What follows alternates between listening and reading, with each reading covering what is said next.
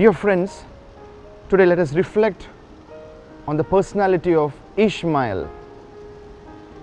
ISHMAEL is Abraham's first son, was born of Hagar, Sarah's Egyptian maidservant. Where do we read about ISHMAEL in the Bible? We have this reference in the book of Genesis. A little background about ISHMAEL.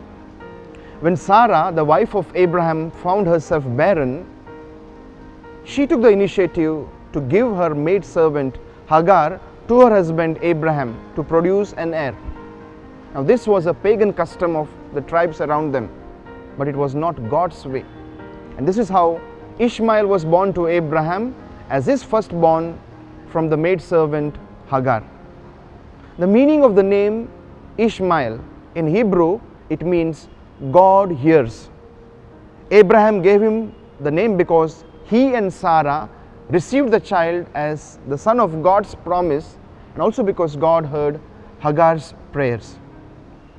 God had promised to make a great nation of Abraham, as we read in Genesis chapter 12 verse 2, declaring that his own son would be his heir.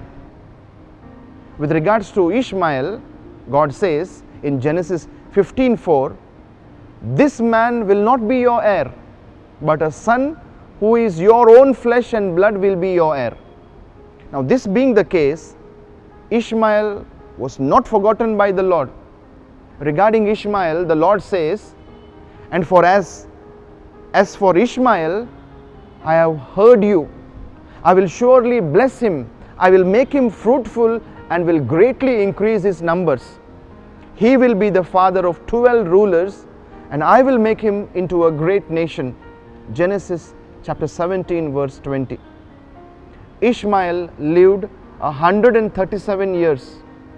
He breathed his last and died, and he was gathered to his people.